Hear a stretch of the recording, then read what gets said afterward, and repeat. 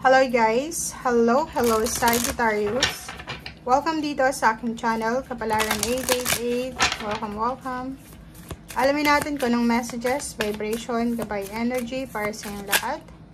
General reading para sa lahat ng Sagittarius friends natin na nanonood. Okay. Number 4 and 11. So, number 4 and 11 is parang significant number yan sa'yo. Lucky numbers. 11 is manifestation number. And number 4 is stability. So, sinasabi ng baraha sa'yo dito na marireclaim mo yung power mo. Ano ba yung nawala sa'yo? It's either power to decide, power to reply, or power na makapag-desisyon. Parang ganun. So, gamitin mo yung iyong isip. Okay? So, for the first 2 weeks ng February, make sure na huwag tayo masyadong emosyonal. Gamitin mo yung instinct mo. Gamitin mo yung isip mo. Huwag mong kontrolin yung sitwasyon. Balansehin mo ang lahat sa buhay mo. Kailangan mo dito ng realization. Like for example, may relationship ka dati.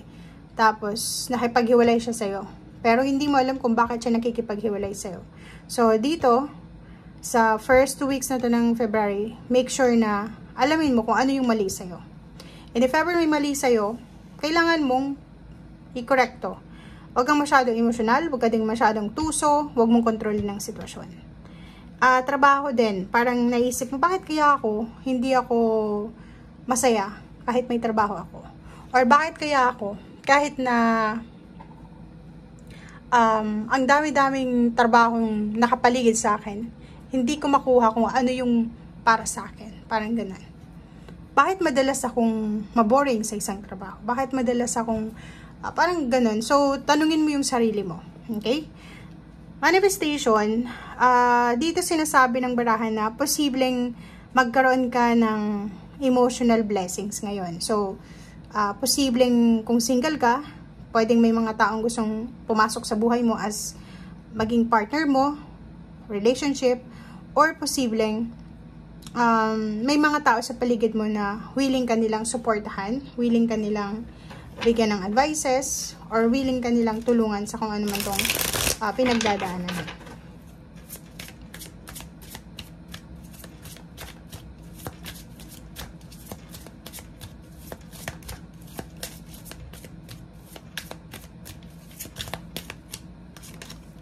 Okay, so meron ka ditong impress. So, ang dami-dami ditong kailangan na gawin ng mga Sagittarius. Unang-una, alagaan mo yung sarili mo. May iba sa inyo dito, Sagittarius, na masyado kayo nakafocus sa relationship mo na pinapabayaan mo na yung health mo. Masyado kang busy sa trabaho na pinapabayaan mo na yung health mo. Ang abundance, di ba yung health is wealth din, di ba? So, hindi natin masasabing abundant lang tayo sa usaping pera, financial. Pwede din na abundance ka sa relationship, abundance ka sa family. So, dito sa barahan to, wag mong masyadong parang ilagay sa isip mo or bigyan ng focus na magiging abundant lang ako, magiging masaya lang ako. Okay? Rather, magiging masaya lang ako kung yayaman ako. Magiging masaya lang ako kung ako ay mapupromote, kung tatas yung sweldo ko, makakapagpatay ako ng bahay, lupa, sasakyan, o kano pa man. Mali yun.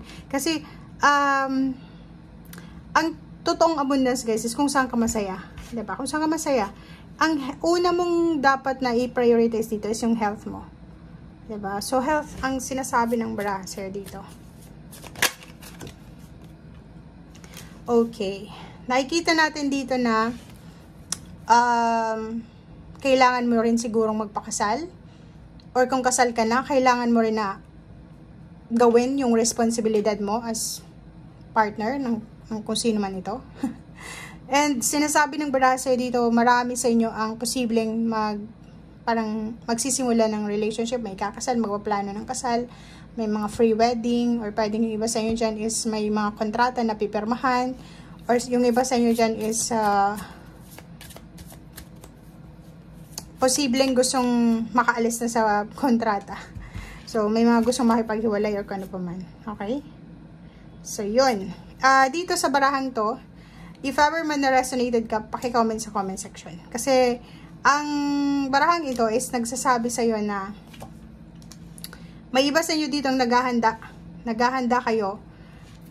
Pinaghahandaan nyo ang taong ito na 2024. Or pwedeng 2025. May naghahanda para sa kanilang kasal.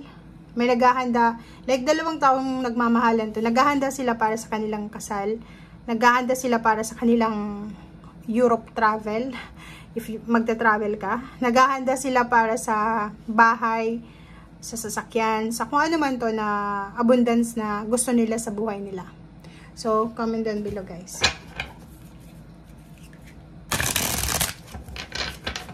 Nakikita ko rin sa'yo dito na if ever may asawa ka, may boyfriend, girlfriend, may matatanggap ka sigurong pera galing sa karelasyon mo or yung karelasyon mo, siya ay hihingi sa'yo ng pera or kailangan niya ng pera.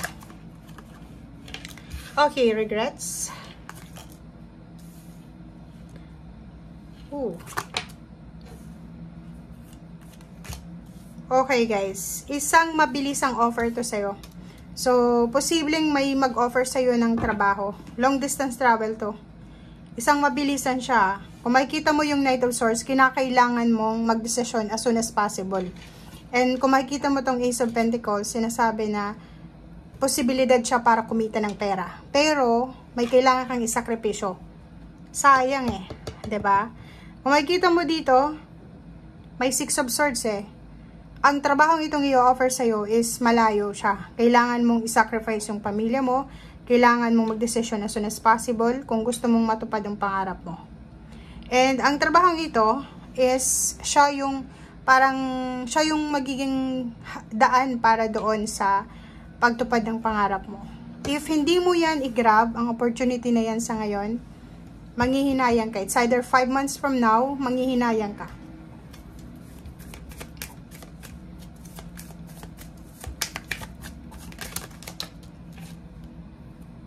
Okay, next is Temperance and Ace of Wands. So, nakikita natin dito na kinakailangan mong magpasensya. Kasi ang dami-daming mga inner voices, outer voices, or outer reaction, diba, sa paligid mo. Like, may nag-offer sa'yo ng trabaho sa ibang lugar. Tapos, hindi mo matanggap-tanggap kasi yung parents mo sasabihin sa'yo, hindi maganda yon, lalaki yung anak mo, na malayo ka, ganito, ganyan.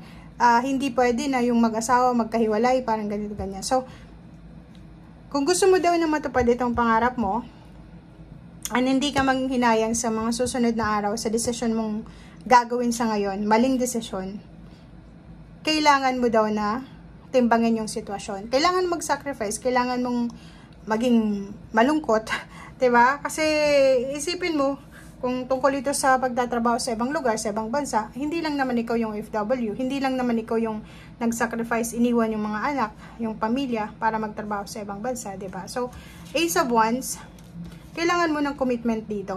Kailangan mo ng commitment, kailangan mo ng confidence, kailangan mo ng lakas ng loob, ng determinasyon, kailangan buo yung loob mo, hindi yung pabago-bago. Okay? So, yan guys ang sinasabi ng Baraha, and para hindi ka magsisi sa bandang huli. Thank you guys. Bye!